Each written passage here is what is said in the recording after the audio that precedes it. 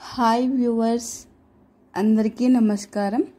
పచ్చకర్పూరంతో ఎలాంటి పరిహారం చేస్తే మనకి ధనం బాగా పెరుగుతుందో ఈ వీడియోలో ఇప్పుడు మనం తెలుసుకుందాం. పరిహార శాస్త్రం ప్రకారం పచ్చకర్పూరానికి విశేషమైనటువంటి ప్రాధాన్యత ఉన్నది. విష్ణుమూర్తికి పచ్చకర్పూరం అంటే చాలా ఇష్టం. అలాగే వెంకటేశ్వర స్వామికి కూడా పచ్చకర్పూరం అంటే చాలా ఇష్టం. అందుకనే ఎప్పుడైనా విష్ణుమూర్తికి కానీ వెంకటేశ్వర స్వామికి కానీ పచ్చకర్పూరంతో హారతి ఇస్తే మనకు ఉన్నటువంటి ఆర్థిక సమస్యలన్నీ కూడా తొలగిపోతాయి. భూ సంబంధ మరియు గృహ సంబంధ సమస్యలు ఏవైనా ఉన్నా సరే వాటి నుండి కూడా బయటపడవచ్చును. అంతేకాకుండా కోర్టుపరమైనటువంటి సమస్యల నుండి కూడా బయటపడవచ్చు. అయితే ఈ పచ్చకర్పూరానికి ధనంకి సంబంధించి ప్రత్యేకమైనటువంటి పరిహారాన్ని పాటిస్తే గనుక ధనం అనేది పెరుగుతూనే ఉంటుంది. మరి ఈ పరిహారాన్ని మనం ఏ విధంగా పాటించాలి అంటే, ఎప్పుడైనా సరే బుధవారం రోజున కానీ శుక్రవారం రోజున కానీ ఒక పసుపు రంగు వస్త్రాన్ని తీసుకోండి. ఆ పసుపు రంగు వస్త్రంలో పచ్చకర్పూరాన్ని మూటగట్టి మీ పూజా మందిరంలో ఉత్తర దిక్కున ఉంచండి. తర్వాత ఆ మూటకి ప్రతిరోజు కూడా ధూపం వేస్తూ ఉండండి. ఈ విధంగా చేస్తే ధనం అనేది పెరుగుతూనే ఉంటుంది. పసుపు రంగు వస్త్రంలో పచ్చకర్పూరాన్ని మూట కట్టి ఉత్తర దిక్కున పెడితే, ఉత్తర దిక్కు అనేది కుబేరుని యొక్క స్థానం కాబట్టి పూజా మందిరంలో ఉత్తర దిక్కున పెట్టండి. లేదా వేరే రూమ్లో అయినా సరే ఒక పీటను ఏర్పాటు చేసి దానిపైన ఉత్తర దిక్కున పెట్టండి. ప్రతిరోజు ఆ మూటకి ధూపం వేస్తూ ఉన్నట్లయితే ధనాకర్షణ అనేది పెరుగుతుంది. కానీ పూజా మందిరంలోనే ఆ మూట ఉంచినట్లయితే మానసిక ప్రశాంతత లభిస్తుంది.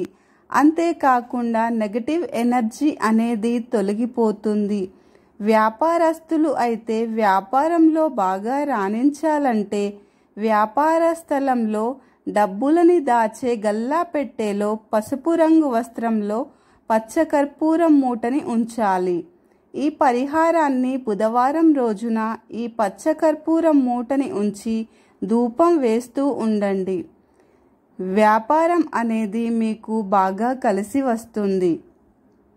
దీనితో పాటుగా గంధానికి సంబంధించిన ఈ చిన్న పరిహారాన్ని కూడా మీరు పాటించినట్లయితే లక్ష్మీ కటాక్షం విశేషంగా ఉండి ధనం అనేది బాగా పెరుగుతుంది.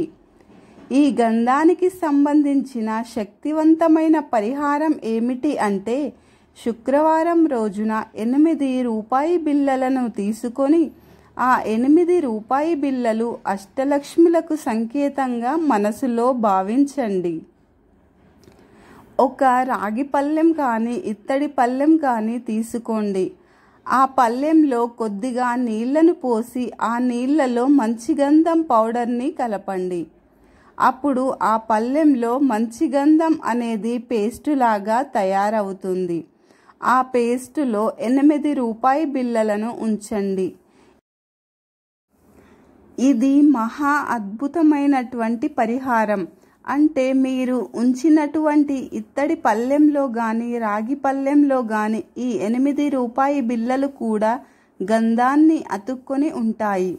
ఈ మంచి తడిగంధం 8 రూపాయి బిళ్ళలకు అంటుకొని ఉండేలాగా మీ పూజా మందిరంలో ఏర్పాటు చేసుకోండి.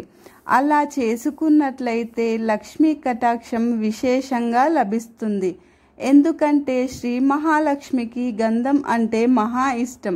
కాబట్టి ఏ విధంగా అయితే మంచి గంధం అంటే ఆ తడి గంధం రూపాయి బిళ్ళలకి అతుక్కొని ఉంటుందో అదేవిధంగా లక్ష్మీదేవి కూడా స్థిర నివాసంగా ఉంటుంది.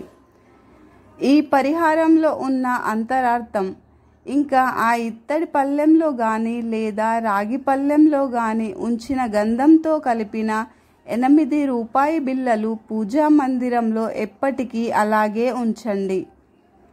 ప్రతిరోజు పూజ చేసుకునేటప్పుడు నమస్కారం చేసుకోండి. లక్ష్మీదేవి శాశ్వతంగా మీ ఇంట్లోనే స్థిర నివాసం ఏర్పాటు చేసుకుంటుంది.